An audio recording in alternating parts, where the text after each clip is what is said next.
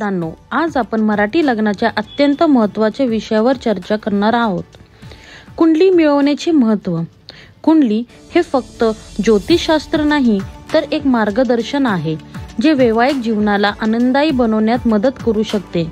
चला तर मग या परंपरेचे मागचं शास्त्र, महत्त्व आणि याचा उपयोग जाणून घेऊया. सर्वप्रथम म्हणजे कुंडली मिळवणे म्हणजे नवरा नवरीच्या जन्मवेळेवर आधारित ग्रह, नक्षत्र आणि राशींच्या स्थितीचं विश्लेषण करणे. गुणांची तुलना. कुंडलीत 36 गुण असतात, यांची तुलना केली जाते ज्यामधून योग्यताचा अंदाज घेतला जातो. किमान 18 गुण मिळणे आवश्यक मानले जाते. आर्थिक आणि मानसिक स्थैर्य.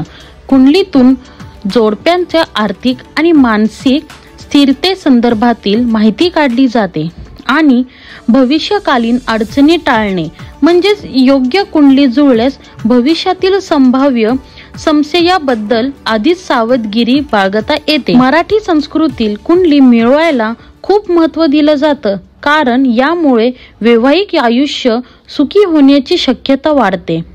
भावनिक सामंजस्य. कुंडलीतून जोडीदाराच्या स्वभावाविषयी अंदाज घेता येतो.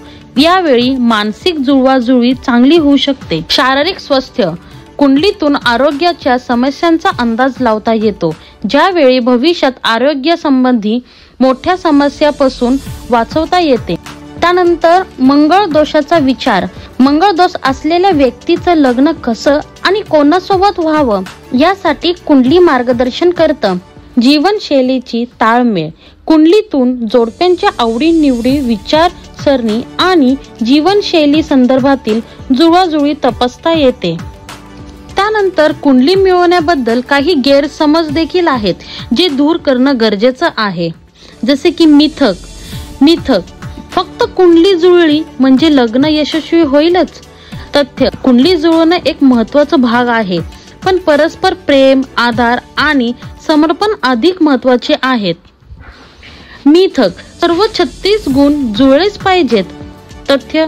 किमान 18 गुण जुळले तरी लग्न होऊ शकतं जर दोघांमध्ये संवाद आणि विशेष असेल. आजच्या काळात कुंडली जुळवणं पारंपरिक असलं तरीही वैज्ञानिक दृष्टिकोनातून याचं महत्त्व आहे. ताणतणाव कमी करणे. योग्य कुंडलीमुळे काही बाबतीत निर्णय घेणं सोपं होतं आणि तणाव कमी होतं. वैज्ञानिक दृष्टिकोन. कुंडली जुळवणं म्हणजे ग्राहकांच्या प्रभावांची माहिती घेऊन निर्णय घेणे. हे जोडप्यांचे